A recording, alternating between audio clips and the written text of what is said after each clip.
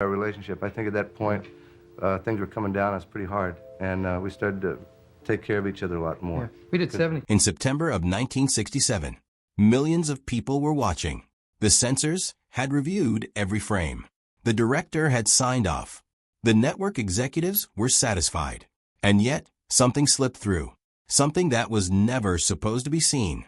Something that, once you know what to look for, changes everything about how you understand that night, that show, and the era it lived in. To understand why that moment matters, you have to understand what the Smothers Brothers Comedy Hour actually was. On the surface, it looked like a regular CBS variety program. Two brothers, Tom and Dick Smothers, standing in front of a camera, cracking jokes, introducing musical guests, and keeping America entertained on Sunday nights. But that description is like calling the moon just a rock in the sky. Technically accurate and completely wrong. The Smothers Brothers Comedy Hour was a battleground. Every episode was a fight. Every joke was a negotiation. Every guest was a statement. And behind every single frame of footage, there was a network trying to control what America was allowed to think, feel, and laugh about. Before any of that, though, there were two boys growing up without a father. Tom Smothers was born in 1937. Dick followed in 1938. Their father, Major Thomas B. Smothers, Jr., was an Army officer who was captured during the Japanese invasion of the Philippines in World War II. He survived the Bataan Death March, one of the most brutal forced marches in military history. He was sent to Fukuoka No. 22, a prison camp in Japan. He endured years of captivity. And then, in April 1945, just weeks before the war ended, he was transferred from Fukuoka to Korea. He never arrived. Some reports say he was buried at sea. Others say he was cremated. Of the 110 men transferred with him, only 36 survived. Major Smothers was the last to die. Their mother, Ruth, was left alone to raise two young boys in California. She worked long hours. Life was hard, and that early experience of loss, of absence, of the weight of the world pressing down on a family, never left Tom or Dick. It shaped the way they saw comedy, not as escape, but as confrontation, not as distraction, but as honesty. Their career started in 1959 at the Purple Onion, a small folk club in San Francisco. They were booked for 2 weeks. They stayed for 36. Audiences couldn't get enough of their unusual blend of folk music and sibling comedy. One night, a flamenco dancer was injured. Tom and Dick had to fill in. What happened next showed everyone what they were truly capable of. By the end of their run, they were earning $2,000 a week. Only months before, they had been making $2 a night. Their on-stage dynamic was deceptively simple. Tom played the innocent one. Dick played the serious brother.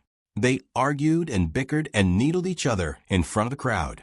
Tom would say, "Mom always liked you best." And the audience would roar. It wasn't an act. It was just who they were. That authenticity gave their comedy a rawness that audiences could feel in their chests. By the mid-1960s, CBS was in serious trouble. NBC's Bonanza was dominating Sunday nights, drawing a quarter of America's television viewers. It had already crushed 2 CBS shows. The network was desperate. They needed something bold. They needed something that could pull in younger viewers. They needed the Smothers Brothers. The Smothers Brothers Comedy Hour premiered on February 5, 1967. Ed Sullivan introduced them to America as typical American kids. Within a few episodes, everyone watching could see they were anything but typical. They joked about the Vietnam War at a time when that was unthinkable on national television. They mocked politicians. They gave airtime to voices the rest of TV refused to touch. Within 2 weeks, they had beaten Bonanza in the ratings. CBS had its hit, and it had no idea what it had unleashed. Tom had negotiated creative control before the show ever aired. CBS agreed because they were desperate. That agreement gave the brothers something almost no one in television had at that time: the freedom to say what they actually thought. They used it fully. They invited folk singer Pete Seeger, who had been blacklisted from television for nearly 17 years, to perform.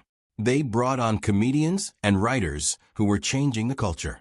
Their writing staff included a young Steve Martin, Rob Reiner, Lorne Michaels, and David Steinberg. These were not safe choices. These were people with something to say. CBS censors reviewed every second of footage before it aired. Every word was checked. Every frame was scrutinized. The network had strict rules about what could be said, who could appear, and what messages could be delivered to the American public. The brothers knew the rules.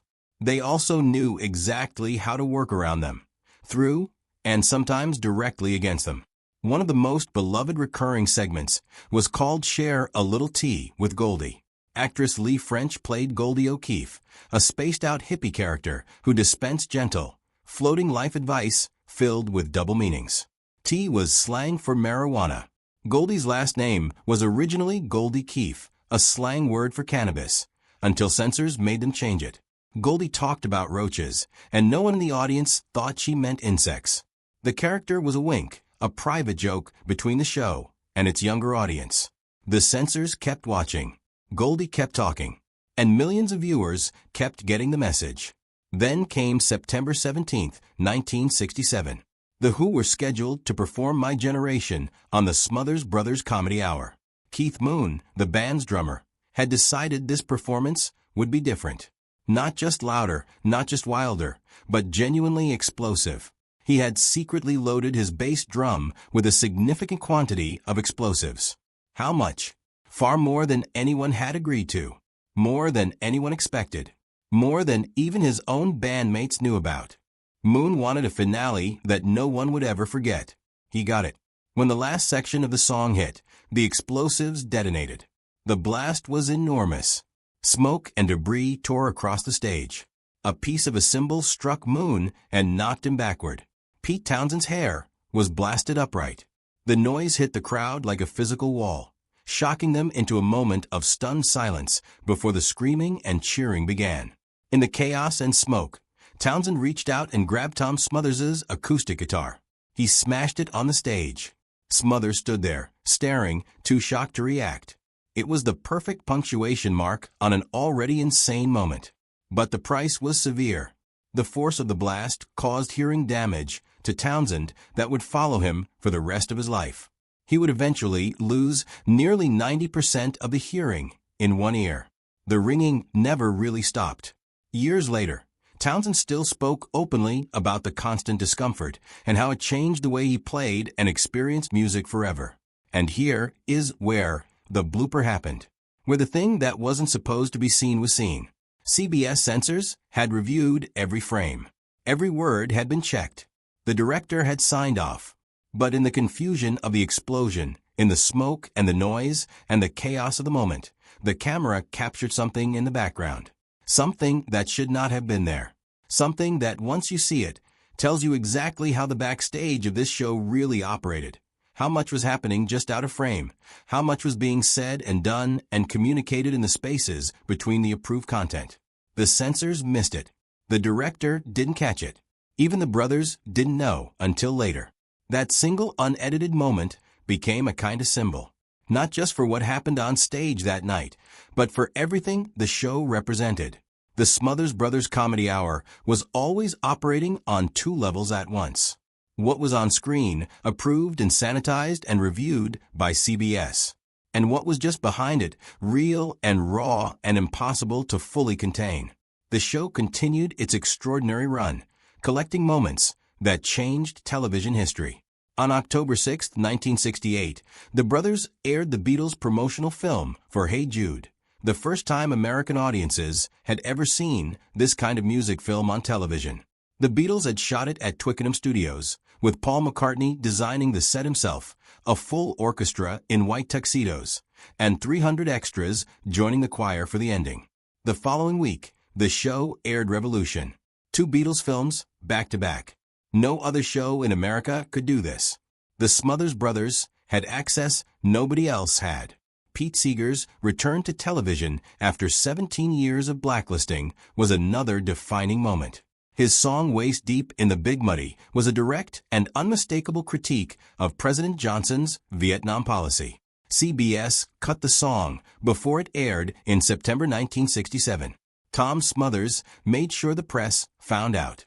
Public outrage forced CBS to allow Seeger back. On February 25, 1968, millions of Americans finally watched Seeger perform the song uncensored. It was the first time a blacklisted artist had so openly challenged a sitting president on national television.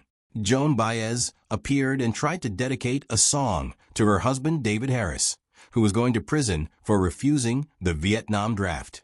CBS cut most of what she said. Harry Belafonte performed Lord, Don't Stop the Carnival, while footage played of police beating anti-war protesters at the Democratic National Convention in Chicago. CBS pulled the entire segment, then sold the 5 minutes of freed-up airtime to the Republican Party for campaign advertising. What had been a protest against political violence became an advertisement for the politicians being protested. President Lyndon Johnson reportedly stayed up until 3 in the morning to personally call CBS and demand they control the Smothers Brothers. President Nixon continued that pressure after taking office. The network responded by tightening the review process until it was suffocating. Scripts, joke lists, song lyrics, full videotapes. All of it had to be submitted 10 days before airing. Censors would pick through every word. Guest performers with edgier material were cut. Writers were told to rewrite and resubmit, often receiving notes hours before airtime. The writing staff joked darkly about death by 1,000 cuts. It was not entirely a joke. Tom and Dick fought back creatively. They wrote a sketch where Tom played a censor, literally cutting performers off mid-sentence with oversized scissors. The final image was a screen gone completely silent. CBS refused to air it. Elaine May performed in a related sketch that was also pulled.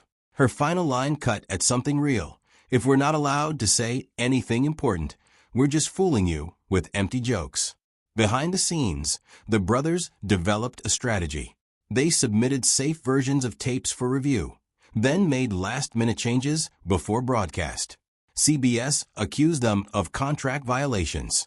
In March 1969, Dick did an impression of President Nixon and quipped that he would end the Vietnam War as soon as he could find the off button.